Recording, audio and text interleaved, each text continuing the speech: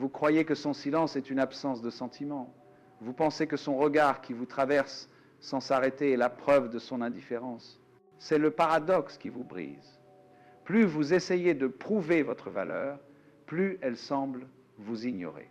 Chaque message que vous envoyez, chaque effort pour la faire rire, chaque tentative de la convaincre se heurte à ce mur de froideur polie. Vous interprétez son ignorance comme un jugement final sur votre personne, une déclaration qu'il vous manque quelque chose d'essentiel. Mais la vérité est à l'opposé de ce que votre anxiété vous murmure. Elle ne s'éloigne pas parce que vous ne lui plaisez pas. Elle s'éloigne parce que votre effort pour lui plaire est si intense qu'il étouffe l'air autour d'elle. Son silence n'est pas un vide, c'est une réaction. Une réponse instinctive à une pression que vous émettez sans même vous en rendre compte. Elle ne vous ignore pas, elle se protège de votre besoin. Cette douleur, cette confusion face à un mur de silence, vous la connaissez bien, n'est-ce pas? C'est une expérience universelle pour l'homme qui essaye, qui fait des efforts, qui se montre sous son meilleur jour, pour ne recevoir en retour qu'une distance polie. Vous avez été conditionné à croire que la séduction est une transaction logique, une sorte de négociation où vous devez présenter les bonnes preuves de votre valeur pour gagner son intérêt. Vous alignez vos qualités comme des arguments dans un procès. Votre carrière, votre gentillesse, votre humour. Vous pensez que si vous en faites assez, si vous dites les bonnes choses, elle finira par décider rationnellement d'être attirée. Si cela résonne en vous, abonnez-vous à la chaîne, aimez la vidéo et partagez vos réflexions ci-dessous, car cette illusion est la source de votre impuissance. Vous essayez de gagner son esprit, alors que l'attraction est une langue parlée par le corps, par l'énergie, par le silence entre les mots. La vérité cachée, celle qui change absolument tout, est que l'attraction féminine n'est pas une réponse à ce qu'un homme foi fait pour elle, mais à ce qu'il foi est sans elle. Observez son comportement de plus près.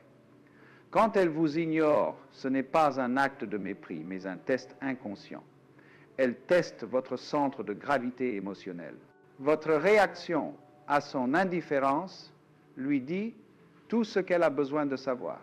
Si son silence vous fait paniquer, si son manque d'attention vous pousse à redoubler d'efforts, vous lui communiquez que votre équilibre dépend de sa validation.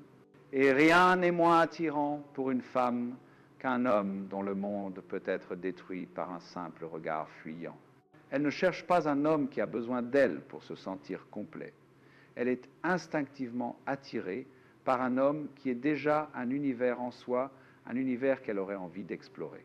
Alors, imaginez cette scène. Elle vous ignore.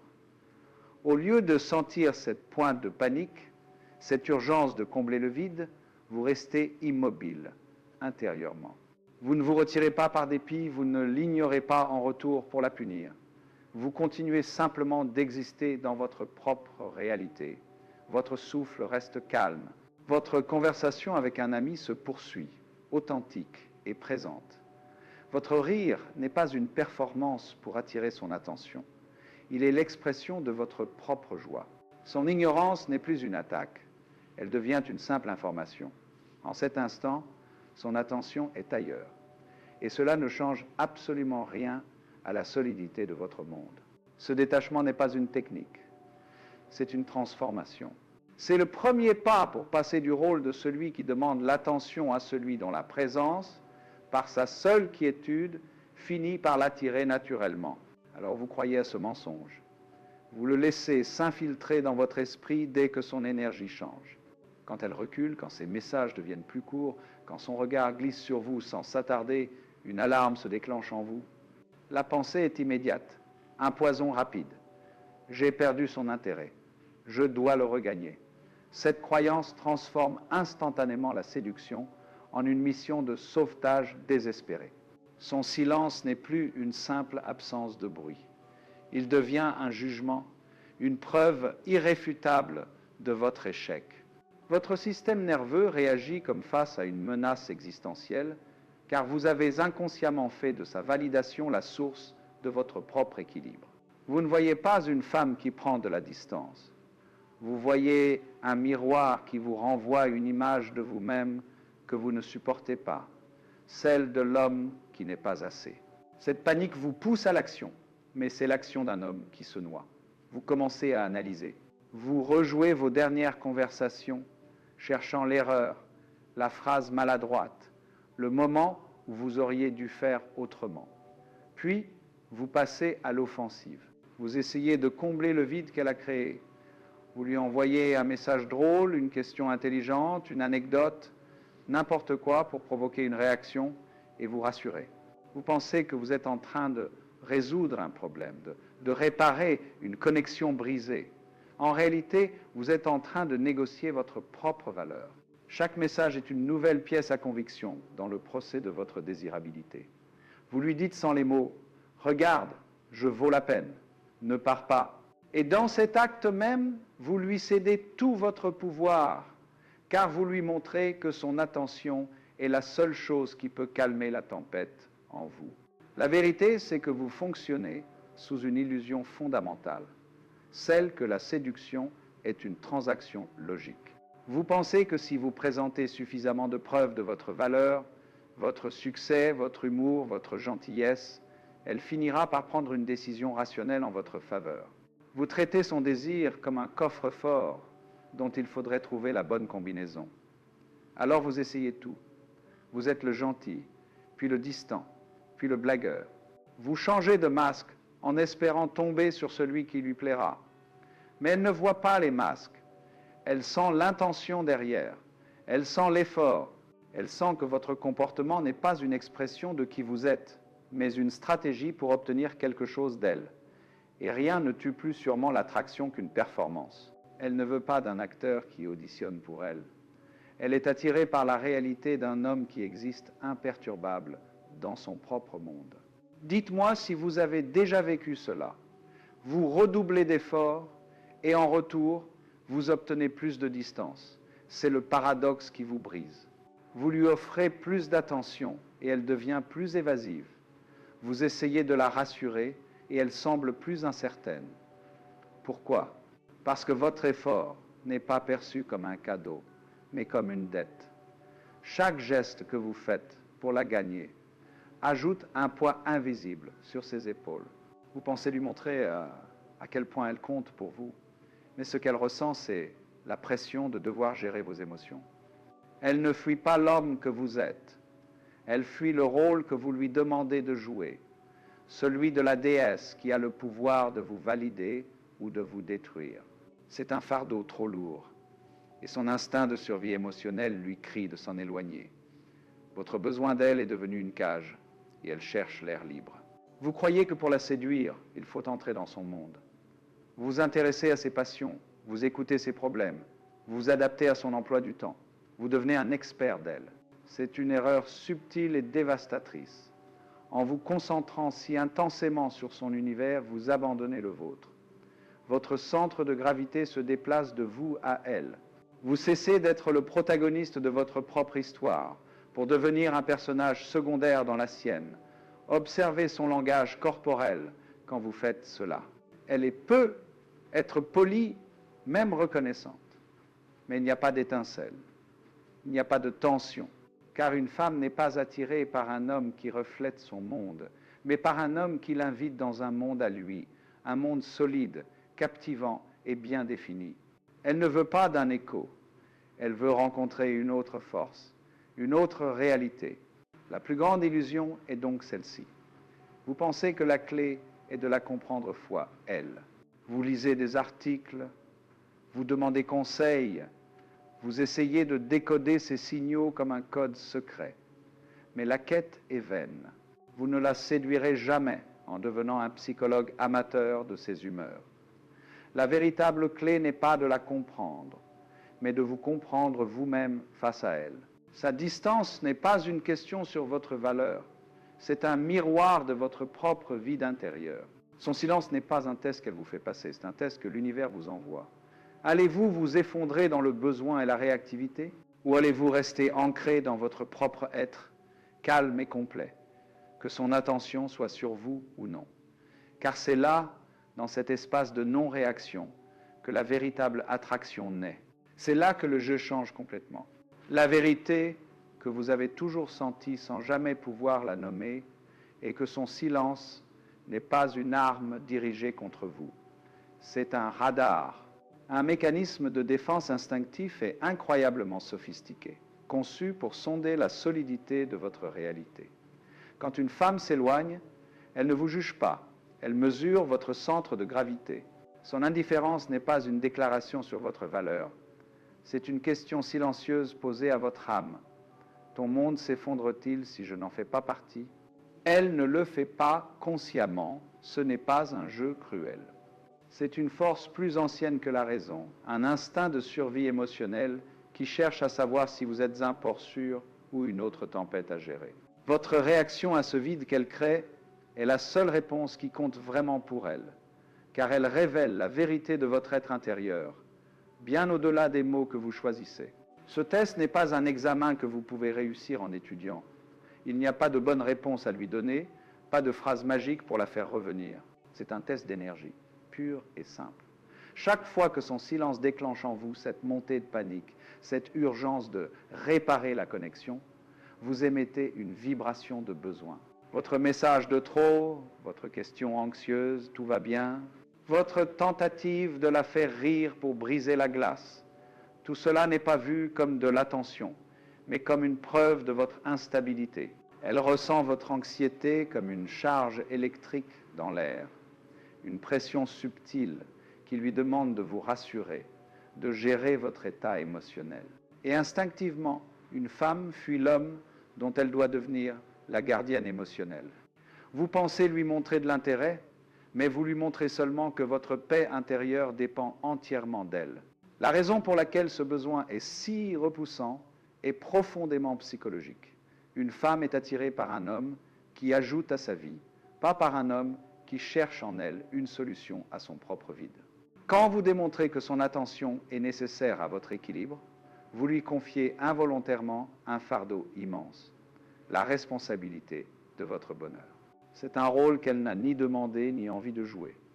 Elle ne cherche pas un projet à réparer ou un enfant à valider. Elle cherche un partenaire, une force égale à la sienne. Votre besoin communique que vous n'êtes pas encore complet, que vous cherchez en elle la pièce manquante, et aucune femme ne veut être le pansement sur la blessure d'un homme. Elle est attirée par la plénitude, par l'énergie d'un homme qui est déjà un univers en soi, un univers stable et fascinant qu'elle aurait envie d'explorer, pas de construire. Voici donc le retournement de situation qui change toutes les règles. Elle n'est pas attirée par ce que vous faites foi pour elle, mais par ce que vous êtes foi sans elle. Relisez cette phrase. Laissez-la s'imprégner. Tous vos efforts, les compliments, les cadeaux, les services rendus sont des actions tournées vers elle. Ils peuvent générer de l'appréciation, de l'amitié, de la gratitude, mais ils ne génèrent pas de désir profond.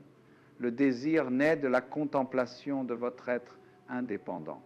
Il naît quand elle vous voit absorbé dans votre mission, passionné par votre vie, imperturbable dans vos décisions, que son regard soit sur vous ou non. Elle n'est pas attirée par l'acteur qui joue une pièce pour elle. Elle est attirée par la réalité souveraine d'un homme qui est le roi de son propre royaume. Votre valeur ne se prouve pas, elle se ressent dans votre présence détachée. Imaginez cette métaphore. Vous n'êtes pas le navire qui la poursuit dans l'océan de ses humeurs. Vous êtes le phare, fixe, solide, enraciné dans la terre. Votre lumière n'est pas là pour la chasser. Elle est là pour éclairer, pour signaler une direction, pour être un point de référence immuable. La femme est le navire, naviguant sur les vagues de ses propres émotions, parfois calmes, parfois tempétueuses. Elle n'est pas attirée par un autre navire qui la suit partout, s'adaptant à chaque vague. Elle est instinctivement et puissamment attirée par la constance du phare. Elle sait que, peu importe la force de la tempête, cette lumière sera là, stable et fiable. Votre but n'est donc pas de la suivre, mais de construire votre phare si solidement que sa lumière devient un point d'ancrage naturel dans son monde chaotique. Votre présence devient le port qu'elle cherche inconsciemment. Cette stabilité lui offre le cadeau le plus précieux que vous puissiez lui faire, un sentiment de sécurité émotionnelle, Une femme vit dans un monde intérieur souvent plus fluctuant et tempétueux que celui d'un homme. Elle ne cherche pas un homme qui sera secoué par ces vagues, qui paniquera quand elle prend de la distance, ou qui se sentira menacé par ses doutes. Elle cherche un rocher, un homme dont la réalité émotionnelle est plus solide que la sienne. Quand vous restez calme face à son silence, quand vous continuez à avancer sur votre chemin sans être déstabilisé par son indifférence, vous lui envoyez le message le plus puissant qui soit. Mon monde ne s'arrête pas de tourner sans toi. Ma paix n'est pas négociable. Je suis en sécurité en moi-même et donc tu es en sécurité avec moi. Ce sentiment de sécurité est le terreau sur lequel le véritable désir peut enfin éclore. Vous avez peu être entendu cette loi de la nature, une sagesse silencieuse qui s'applique parfaitement ici. On n'attrape pas un papillon en le pourchassant frénétiquement. Plus vous courez, plus il s'envole. Votre effort même crée le vent qui le repousse. Mais si vous vous asseyez dans un jardin, immobile, absorbé par la contemplation d'une fleur, si vous devenez une partie du paysage, calme et présent, le papillon pourrait bien venir se poser sur votre épaule de lui-même. La séduction obéit à cette même loi de l'effort inversé. Votre quête désespérée pour obtenir son attention est précisément ce qui la fait fuir. Cessez la poursuite. Cultivez votre propre jardin. Devenez si absorbé par la beauté de votre propre vie que votre immobilité devient une invitation, une force d'attraction bien plus puissante que n'importe quel mouvement de votre part. En fin de compte, la vérité la plus profonde est celle-ci. Son comportement n'a jamais été à propos de vous. Il a toujours été un miroir. Son silence ne reflète pas votre manque de valeur. Il reflète votre propre vide intérieur. Son éloignement ne mesure pas votre désirabilité. Il mesure votre degré de dépendance émotionnelle. Elle est le révélateur de votre état intérieur.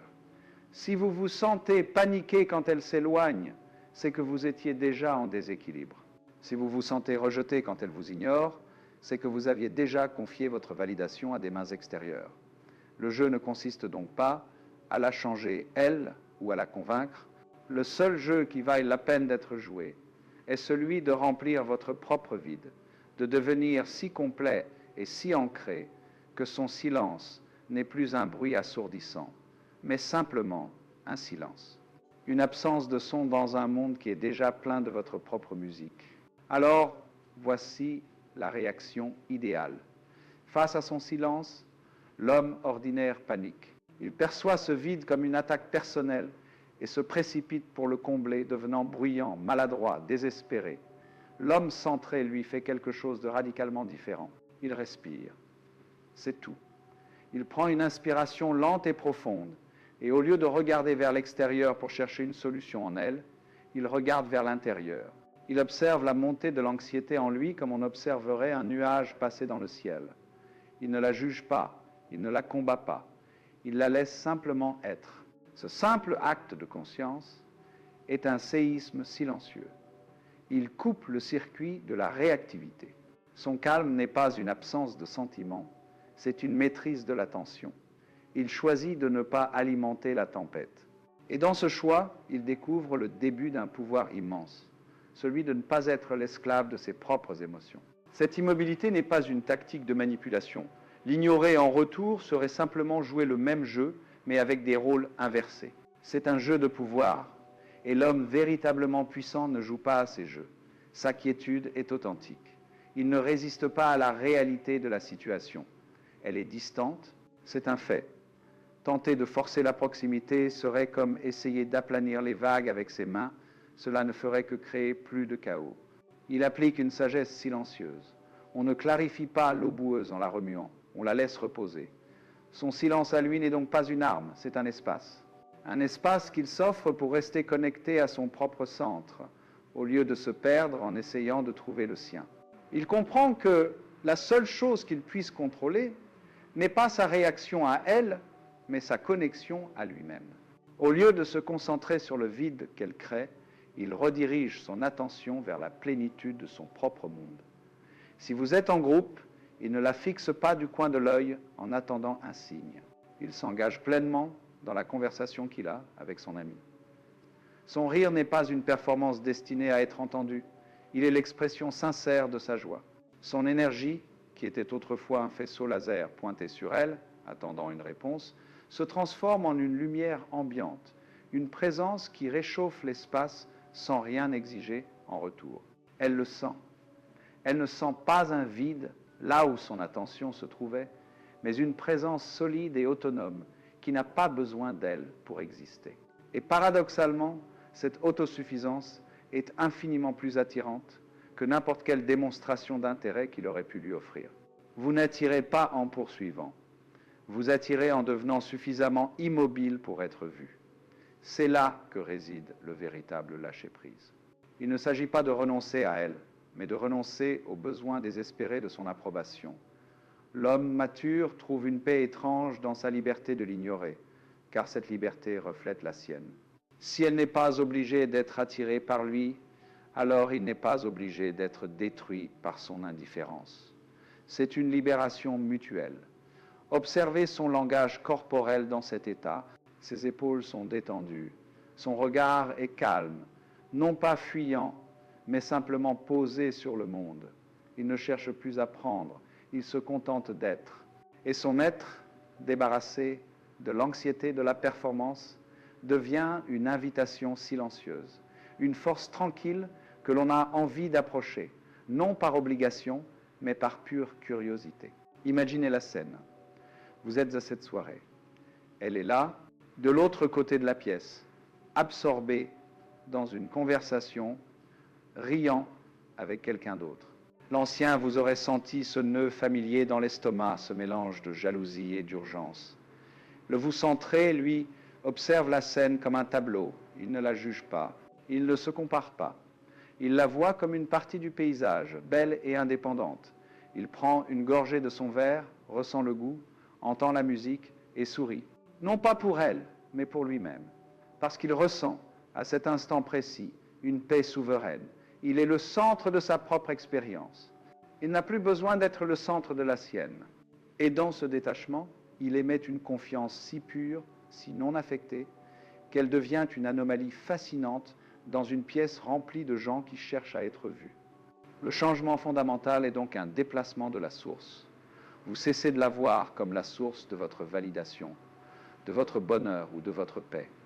Vous devenez votre propre source. Son comportement n'est plus qu'une information, comme la météo. Parfois, son attention est un soleil chaud sur votre visage. Parfois, c'est un vent froid. Mais vous n'êtes plus une feuille emportée par le vent. Vous êtes l'arbre profondément enraciné. Les saisons changent, le temps passe, mais votre essence reste. Le pouvoir ultime n'est pas de la forcer à vous remarquer. C'est d'atteindre cet état intérieur où sa validation, bien qu'agréable, n'est plus une nécessité. C'est le paradoxe final de l'attraction. C'est seulement lorsque vous n'en avez plus besoin que vous devenez irrésistible. Vous avez cessé de vouloir prendre et vous êtes devenu quelqu'un qu'elle a envie de recevoir. Et soudain, la perspective bascule. Vous comprenez? Son silence n'était pas un vide, mais une saturation.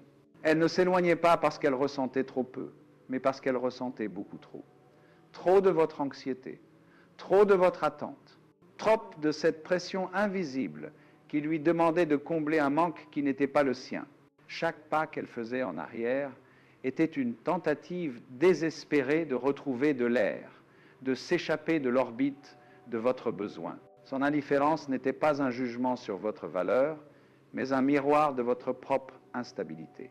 Vous pensiez jouer contre elle, mais votre seul adversaire a toujours été le fantôme de votre propre validation. La distance que vous cherchiez à combler était celle que votre propre peur creusait, seconde après seconde.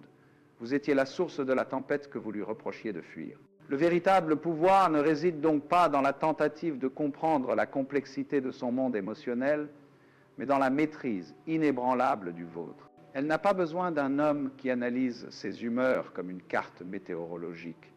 Elle est instinctivement attirée par un homme dont la présence est le port, quelle que soit la météo. Quand elle est une tempête, vos explications sont inutiles. C'est votre calme qui est le phare. Votre silence, non pas un silence vide, mais une quiétude pleine, lui communique une vérité bien plus profonde que n'importe quel mot. Je ne suis pas effrayé par ton chaos. Mon monde ne s'effondre pas face au tien. Vous ne devenez pas celui qui résout ses problèmes, mais l'espace stable dans lequel ces problèmes perdent leur emprise. Vous cessez d'être une autre vague dans son océan pour devenir le rivage sur lequel les vagues viennent se calmer. C'est là que le jeu s'arrête, parce que vous cessez de jouer. La poursuite, la performance, la stratégie, tout cela se dissout dans la simple réalité de votre être. Vous ne cherchez plus à la conquérir, car vous avez déjà conquis votre propre royaume intérieur. Son attention, autrefois le prix ultime, devient un bonus, un ajout agréable à une existence déjà pleine et entière. Observez ce changement en vous. L'urgence de répondre à son message s'est évanouie, la peur de dire la mauvaise chose a disparu. Vous n'êtes plus l'acteur qui attend les applaudissements. Vous êtes le metteur en scène de votre propre vie. Ce détachement n'est pas de la froideur, c'est de la souveraineté. Et paradoxalement, c'est cette absence totale de besoin qui crée la force gravitationnelle la plus puissante. Une force qui n'attire pas par l'effort, mais par la simple existence. Le voyage se termine ici. Vous n'êtes plus l'homme qui demande, mais l'homme qui est. Vous comprenez maintenant qu'elle ne veut pas de vos explications. Elle veut sentir votre stabilité. Elle ne veut pas de vos efforts pour la gagner. Elle veut être témoin de la solidité de votre propre direction. La séduction n'est pas un acte que vous accomplissez. C'est la conséquence naturelle de qui vous êtes devenu. Comme le fleuve qui trouve la mer, non parce qu'il essaie, mais parce que c'est dans sa nature de couler. Votre présence est maintenant votre message le plus puissant. Tout ce qui vous reste à faire est de continuer à cultiver votre propre monde avec une telle intégrité que votre paix devienne une invitation silencieuse. Prenez un instant. Commentez ci-dessous ce que vous voyez maintenant en elle, que vous ne pouviez pas voir auparavant.